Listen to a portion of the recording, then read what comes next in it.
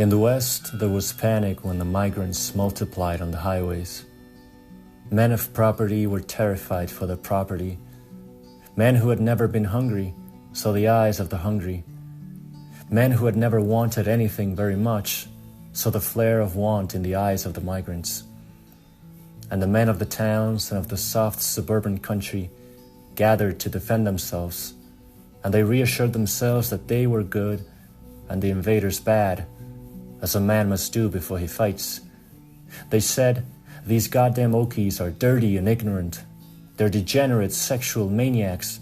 Those goddamn Okies are thieves. They'll steal anything. They've got no sense of property rights." And the latter was true, for how can a man without property know the ache of ownership? And the defending people said, "They bring disease, they're filthy. We can't have them in the schools. They're strangers. How'd you like to have your sister go out with one of them?" The local people whipped themselves into a mold of cruelty.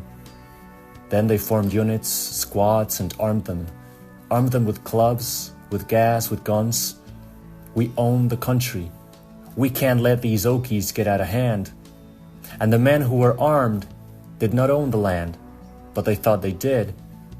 And the clerks who drilled at night owned nothing. And the little storekeepers possessed only a drawer full of debts. But even a debt is something. Even a job is something. The clerk thought, "I get $15 a week. Suppose a goddamn Okie would work for 12. And the little storekeeper thought, "How could I compete with a debtless man?" And the migrants streamed in on the highways, and their hunger was in their eyes, and their need was in their eyes. They had no argument, no system, nothing but their numbers and their needs. When there was work for a man, 10 men fought for it, fought with a low wage. And this was good, for wages went down and prices stayed up.